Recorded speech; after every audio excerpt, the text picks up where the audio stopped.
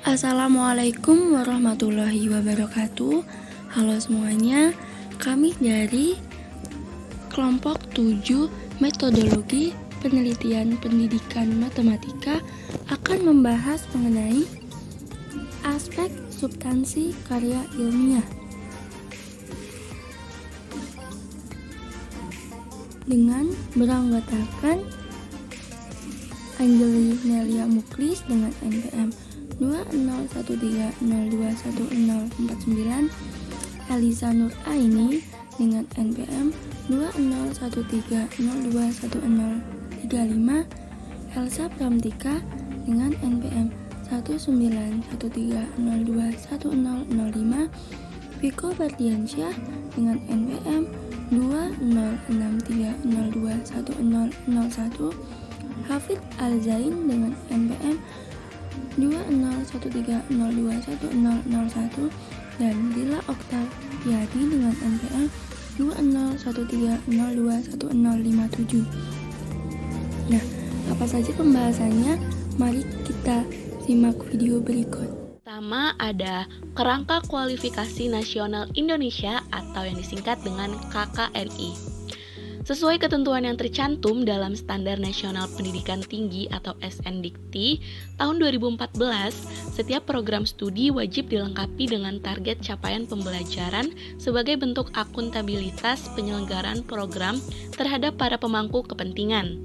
Untuk keperluan tersebut, Direktorat Jenderal Pendidikan Tinggi atau dalam hal ini Direktorat Pembelajaran dan Kemahasiswaan berdasarkan amanah Peraturan Menteri Pendidikan Nomor 73 Tahun 2013 perlu menyusun panduan capaian pembelajaran atau CP lulusan program studi di perguruan tinggi. Salah satu capaian pembelajaran atau CP adalah karya ilmiah yang berupa laporan lengkap seperti skripsi atau tesis, disertasi atau laporan kerja mahasiswa yang meliputi kuliah kerja nyata, kerja praktik, praktik umum, dan praktik pengalaman lapangan mengacu kepada Kerangka Kualifikasi Nasional Indonesia atau KKNI. Selanjutnya ada tingkat kemampuan kerja dalam deskripsi KKNI. Nah, tingkat kemampuan kerja dalam deskripsi KKNI ini dibedakan berdasarkan level kualifikasi, kata kunci tingkat kemampuan kerja, penguasaan pengetahuan, dan program yang ditempuh. Untuk level kualifikasi 9, kata kunci tingkat kemampuan kerjanya yaitu melakukan pendalaman dan perluasan ipteks, riset multi-transdisiplin. Dan penguasaan pengetahuannya yaitu menguasai filosofi keilmuan bidang pengetahuan dan keterampilan tertentu, dan program yang ditempuh adalah program doktor atau doktor terapan atau spesialis 2. Untuk level kualifikasi 8, kata kunci tingkat kemampuan kerjanya yaitu mengembangkan ipteks melalui riset inter atau multidisiplin, inovasi, teruji. Dan untuk penguasaan pengetahuannya yaitu menguasai teori dan teori aplikasi bidang pengetahuan tertentu. Program yang ditempuh yaitu program magister atau magister terapan atau spesialis 1. Level kualifikasi 7 yaitu kata kunci tingkat kemampuan kerja, mengelola sumber daya, menerapkan minimal setara standar profesi, mengevaluasi, pengembangan strategi organisasi. Dan untuk penguasaan pengetahuannya menguasai teori aplikasi bidang pengetahuan dan keterampilan tertentu. Program yang ditempuh yaitu program profesi. Level kualifikasi 6, kata kunci tingkat kemampuan kerjanya yaitu mengaplikasikan, mengkaji, membuat desain, memanfaatkan ipteks, menyelesaikan masalah.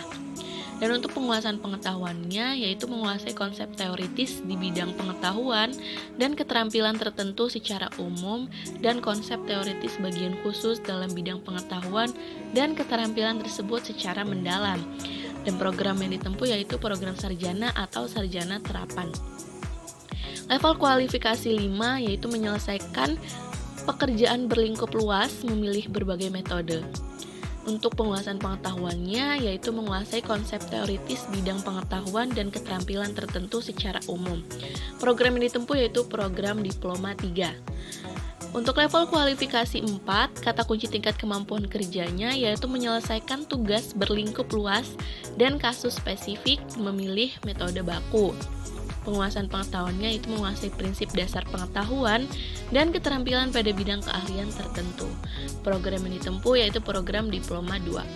Dan yang terakhir, level kualifikasi 3, kata kunci tingkat kemampuan kerjanya yaitu melaksanakan serangkaian tugas spesifik. Penguasaan pengetahuannya yaitu menguasai konsep umum, pengetahuan, dan keterampilan operasional lengkap. Dan program yang ditempuh yaitu Diploma 1. Dan untuk catatan, tingkat kedalaman dan keluasan materi pembelajaran bersifat kumulatif dan garis miring atau integratif. Penjabaran teknis dari pedoman KKNI tersaji dalam tabel berikut ini yang menjadi catatan bahwa kriteria yang tercantum dalam tabel tersebut di bawah adalah kriteria umum dari level kualifikasi sarjana, magister, dan doktor, sedangkan substansi karya ilmiah untuk level kualifikasi diploma disesuaikan dengan capaian dan outcome pembelajaran dari program studi diploma masing-masing. C. Substansi karya ilmiah dari skripsi atau tesis atau disertasi. Yang pertama ada bab 1 atau pendahuluan. Berisi yang pertama ada aspek latar belakang masalah, yaitu mengapa topik penelitian penting dan layak. Berdasarkan A. Justifikasi teoritis dan atau empiris, B. Justifikasi metodologis, dan C. Penelitian terdahulu atau review literatur. Yang kedua, ada rumusan masalah, yakni problematisasi dari fenomena atau teori sebelumnya. Kemudian, dan hal yang harus dijawab melalui data. Yang ketiga, berisi tentang tujuan penelitian, yaitu apa yang ingin Anda temukan melalui penelitian ini. Yang keempat, yaitu manfaat penelitian, berisi tentang A. Teoritis atau akademis, aspek apa yang akan diperoleh jika pertanyaan penelitian yang terdapat dalam rumusan masalah terjawab, dan B. Praktis rekomendasi terhadap pihak terkait. Di pendahuluan bagian latar belakang masalah harus memuat masalah kenapa Anda mengambil penelitian tentang ini, fakta-fakta yang ada di lapangan, kemudian solusi yang Anda ajukan. Alasan Anda mengajukan solusi itu, seperti misalnya, Anda akan meneliti pengaruh model discovery terhadap pemahaman konsep begitu. Nah, jelaskan alasan Anda meneliti kemampuan itu, misalnya, kemampuan tersebut sangat penting dimiliki siswa karena bla bla bla bla. Cari sumber terkuatnya untuk mendukung penelitian yang Anda teliti. Kemudian, jika Anda menawarkan solusi menggunakan model, nah, jelaskan juga bagaimana keunggulan model tersebut, harapannya bagaimana. Yang kedua ada tinjauan pustaka. Berisi yaitu yang A. Bagaimana cara menjawab pertanyaan penelitian yang tertulis dalam rumusan masalah, bukan kumpulan konsep dan kutipan. Kemudian B. Jawaban secara teoritis yang akan dikonfrontasi dengan data di lapangan. C. Seluruh isi bab ini merupakan kerangka pikir atau kerangka teori atau teorisasi dari skripsi atau tesis. Mudahnya, di bagian tinjauan pustaka, bagian kajian teori ini, jelaskan teori-teori yang ada di judul. Dari definisi pengaruh misalnya, definisi model, sintaks, dan lain-lain. Kemudian, definisi kemampuannya. Yang selanjutnya yaitu desain riset dan metode penelitian. Pada penelitian, terdapat 3 tipe penelitian atau metode yang dapat dipilih, yaitu kualitatif, kuantitatif, atau mixed, yaitu gabungan dari kualitatif dan kuantitatif. Nah, pada bab desain riset dan metode penelitian, penulis diminta untuk menjelaskan beberapa hal, yaitu sebagai berikut. A. Tipe penelitian dan alasan memilih tipe penelitian. B. Mengapa memilih fokus dan di lokasi tersebut, bukan fokus lain di lokasi lain. C. Bagaimana cara menentukan kriteria informan dan apa alasannya, serta siapa yang akan dijadikan informan. D. Teknik pengumpulan data. E. Teknik analisis data menggunakan tematik, matriks analisis, atau yang lainnya. khusus untuk metode kuantitatif, itu ada beberapa hal yang perlu dijelaskan. Yang A, definisi konseptual dan operasional atau variabel dan indikator dari konsep yang akan digunakan. Sebagai catatan, definisi konseptual adalah definisi konsep-konsep yang akan digunakan. B, teknik pengumpulan data terdiri atas penentuan populasi, teknik penentuan sampel, dan alasan pemilihan teknik tersebut serta teknik pengujian data. C, terdiri atas 2 atau 3 variabel. Variabel boleh lebih dari 3, disesuaikan dengan kebutuhan dan diskusi mahasiswa dan pembimbing. Selanjutnya yaitu bab hasil dan pembahasan yang terdiri dari data, analisis, dan struktur penulisan bab. Untuk data, terdiri dari yang pertama yaitu menjelaskan konteks besar tentang fokus penelitian, bisa konteks sosial, politik, ekonomi, dan juga lainnya. Yang kedua yaitu data-data spesifik terkait dengan fokus penelitian. Adapun untuk analisis terdiri dari yang pertama, hasil analisis atas data terkait dengan konteks besar fokus penelitian dengan teori yang relevan. Yang kedua, yaitu hasil analisis merupakan sintesa pemikiran yang terdiri atas data atau informasi teoretikal atau konsep yang dipakai dan analisis mendalam peneliti. Yang ketiga yaitu hasil analisis didorong mengutamakan fact-based analysis daripada theoretical-based analysis. Yang keempat yaitu berisi mengenai argumen yang kritis terhadap objek penelitian. Skripsi sampai pada tahap menjelaskan data atau informasi, tesis menggunakan teori, sedangkan disertasi menemukan atau mengurai aspek keterbaruan dalam bidang riset yang dilakukan.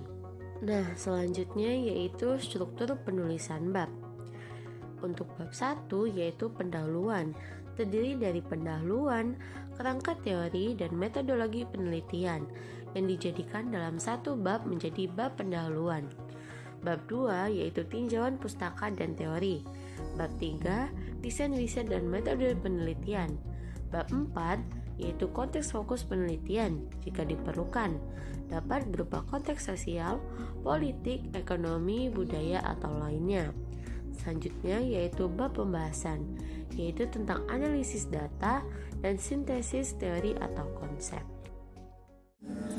Yang selanjutnya dari substansi karya ilmiah, skripsi atau tesis atau disertasi, yaitu pada bab kesimpulan dan daftar pustaka. Pada bab simpulan berisi dugaan atau inference tentang konsep yang diperoleh setelah data dianalisis. Simpulan bukan rangkuman atau resume. Sedangkan dalam daftar pustaka hendaknya memperhatikan aspek keterbaruan daftar pustaka dengan menggunakan jurnal-jurnal terbaru dalam bidang keilmuan yang dipelajari. Substansi karya ilmiah bagian catatan disertasi khusus. Untuk bab pendahuluan, latar belakang masalah berisi mengapa topik penelitian penting dan layak, yang mencakup justifikasi teoritis dan atau empiris, yang kedua justifikasi metodologis. Selain itu, manfaat penelitian, yang pertama teoritis atau akademis aspek apa yang akan diperoleh jika pertanyaan penelitian yang terdapat dalam rumusan masalah terjawab. Yang kedua, praktis rekomendasi terhadap pihak terkait. Selanjutnya, untuk bab tinjauan pustaka, harus mencakup yang pertama, kajian literatur harus bisa menunjukkan positioning keterbaruan atau novelty yang diusulkan menjadi penelitian disertasi. Akan tetapi, keterbaruan bisa dilihat dari beragam aspek, antara lain lokasi, metode penelitian yang dipergunakan, dan lain-lain. Yang kedua, penelitian terdahulu atau review terhadap literatur diletakkan pada bab 2 untuk mengakomodasi elaborasi dan critical thinking literatur. Yang ketiga, bab 2 juga boleh dimasukkan theoretical approach yang digunakan.